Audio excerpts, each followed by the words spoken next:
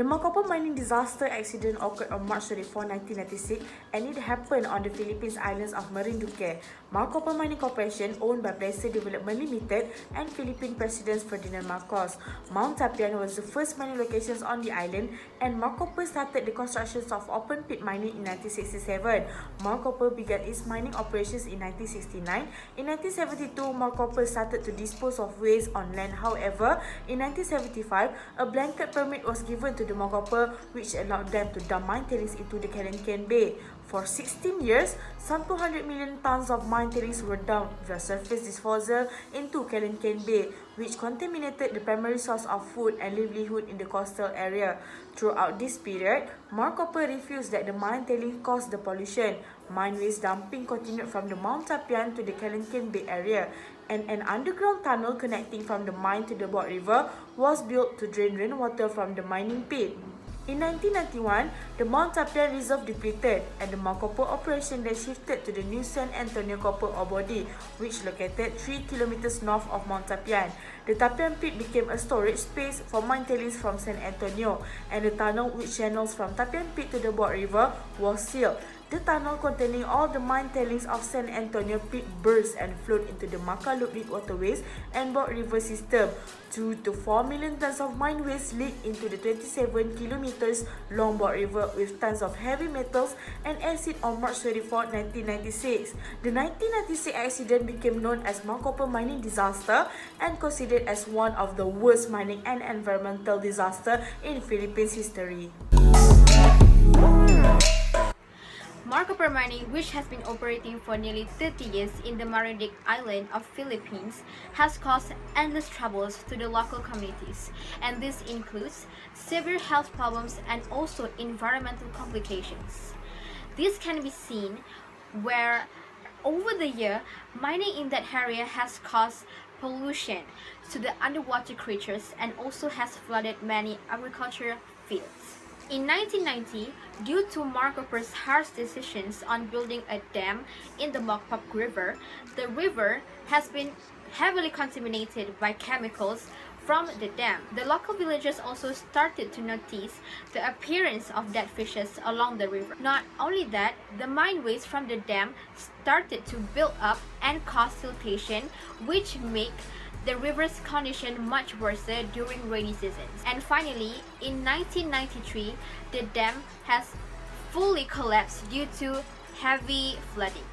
Town, houses, agriculture fields, thousands of animals, and even innocent people are killed in the flood.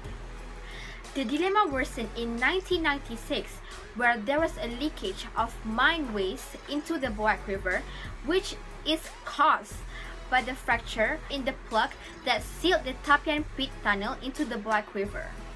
Due to the heavy chemicals from the mine waste, it has caused many troubles, especially to the locals living nearby the river. The impacts of the disaster can be seen clearly, especially in the agricultural fields, because the plants were totally engulfed.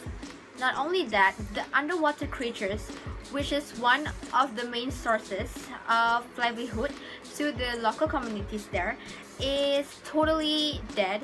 The villagers also lost their source of drinking water because the river is contaminated. Also, most of the villagers that lives near the Mohd River had to vacate their home because that place is totally unsafe to live in. As I explained before, the river is heavily contaminated by hazardous chemicals of the waste. So because of these waste, people living nearby the river has developed health diseases such as respiratory problems, and also they have developed skin irritation. Even though this disaster happened for almost 2 decades ago, local residents in that area reveals that until now they still suffers from health problems because of that incident. Due to the exposure of heavy metals such as arsenic, cadmium, copper, and also mercury, nearly 100 residents that lives near the riverbanks has suffered from chronic disease. According to the Environment Secretary Regina Lopez, She has received countless of reports concerning to the victims of having to spend a lot of money for treatments and medications. Worse, there are at least 70 cases relating to brain damage. One of the victims, Raquel Lagatok, reveals that even 2 decades have passed, she still suffers from skin irritation, body pains, and fatigues. Several tests were done on her in 2013 and also 2017, yet the results showed that the heavy metals were still detected in her blood, even though 3 years have passed. In conclusion, air that has been tarnished with heavy metals is very poisonous to people. Even by just breathing, it can be deadly to one's health. So, it needs to be rehabilitated, or else it will remain as a threat to the local citizens. Marcopper Mining Corporations claim that the rupture was caused by an act of nature because an earthquake happened a week before tragedy. Marcopper dumped the mine tailings into bodies of water, which became an issue with residents due to the damage it brought to the area. Thus, the Department of Environment and Natural Resources (DENR) renewed the Marcopper's mining permits on conditions that the company stop throwing the mine tailings into the river. To comply with the government's requirement, the Marcopper used the Tapian pit to keep all their mine tailings. The Marcopper sealed all tunnels that no longer used, which connects to the river. The mine tailings filled the dam, which resulted in causing seepage due to high pressure to the tunnel. Marcopper had been trying to find the solution since they were aware of the leaks. A week before the tunnel was ruptured, a minor earthquake happened. Marcopper blamed the quake for the damage. Hence, the Marcopper Mining Corporations categorized that the disaster occurred due to an act of nature. The government of the Philippines insisted on Marcopper's negligence during the 1996 mining disaster. After the Marcopper was given a permit to use the Mount Tapian pit as the containment system, the Department of Environment and Natural Resources (DENR) was not aware of the underground drainage that connects the Makalutnin and Bawak River system. Besides, the residents also never informed but they know about the tunnel in the first place. Geoscience and the mines who led the monitoring system also never made any report about the tunnel. Marcopper did not acknowledge this and blamed the quake that happened a week before the accident.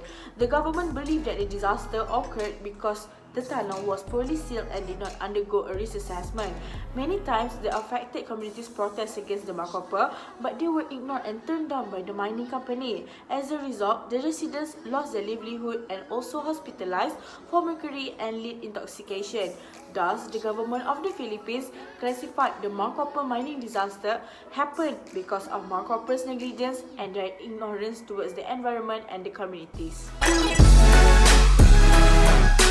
First, in 1980, President Executive meet the Canadian NGO, but it does not affect anything until the Tapian meet is outed. Second, President continues to deny damage to the bay and local villagers. On 11 April 1999, CEO John Wilson made a written assignment to the in the letter to the President of the Philippines. It states that who has local villagers who have personal damage to their properties from the Marcopper incident should be paid quickly and equally. President recognized its responsibility to making the development and implementation of a river and ocean. However, no method and solution that can remove all damage and problem in Marinduku. The government should take the responsibility to close the Laser Dome and make sure they will never be able to reoperate again. Or they can right away to proceed with the best option to work together with all parties to taking care the Tapian pit. In conclusion, no solution that can remove all damage in the river. However, the community and the local villagers can try their best to protect the river. For the aftermath of the disaster, we can categorize it into several actions, which are the first one, legal action, the second one, compensation, the third one, cease and desist, and the last one is the new regulation. For the legal action, there are two cases that have been brought to the court, which are on April 2001 and October 2006. For the case on April 2001, 60 plaintiffs from the barangay of Marinduque filed a complaint to Regional Trial Court asking for about 75,000 US dollar, and this case is known as Gata et al. Against Marcopper Mining Corporation. And for the second case, the provincial government of Marinduque sued the mining company for about 150,000 US dollar at the US court. The company are irresponsible in managing waste from the mines that lead to the environmental damage to the two rivers and a bay. For compensation, there are two ways of Environmental Guarantee Fund (EGF) committee do it. First, they created a program that known as Kalangkan Bay Rehabilitation Program. In 1988, Marcopper Mining Corporation (MMC) was ordered to pay 1,400 US dollar a day for the fund. The purpose of the program is to rehabilitate the beachfront that has been affected by the mining activities. Second, EGF committee received about 61 million Philippine peso. However, this fund was not enough to cover all the costs. Cease and desist. The government Philippines ordered the MMC to stop their activities in 1981. However, President Marcos allowed MMC to continue with their activities after an appeal has been made. The last one is new regulation. The Philippines government amended the Mining Act to focus more on protection of environment, and the acts became more strict. The National Disaster Coordinating Council has improved their coordination with the local residents in order to minimize any loss if there are any disaster happen later on, because during the Marcopper incident, there are no coordination between government agencies. So the first principle is state sovereignty. State sovereignty implies both territorial sovereignty and territorial integrity.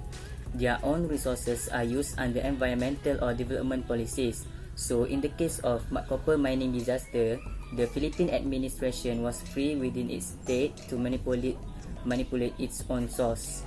The government has therefore also required its natural environment to be protected. In this case, by legislating tight rules for the mining industry, the government can regulate its foreign business. The Mining Act 1985, for example, which allows the mining company to have a total share of the resources.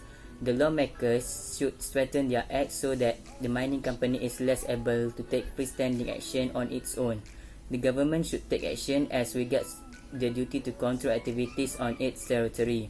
So moving to the next principle is the next relevant international environmental laws principle that should be used by the authorized party, in this case or the government of Philippines, is the Principle 11 of the Real Declaration on Environment and Development 1992, which states shall enact comprehensive environmental legislation. Environmental standards management strategy objectives should indicate the environmental and development context to which they correspond. Standards imposed by some countries may be unnecessary and unwarranted economic and social costs to other countries, in particular developing countries. Thus, by enacting effective environmental law, the state can reduce the possibility of having negative implications when exploiting their resources. For conclusion, as we can see, Marcopper Mining Disaster has brought such a huge negative impacts towards the government of Philippines. The United Nations also published final report of the United Nations Expert Assessment Mission to Marinduque Island, Philippines, in September 1996 to explain about this disaster. The government of Philippines never carried out the environmental impact assessment on Taipan Pit that had been questioned by the United Nations. On 2001, MMC left from Philippines without fulfilling their responsibility to improve the affected area. However, we can see the government of Philippines attempted several actions towards MMC and reformed some policies and law to prevent similar disaster happen again. myself.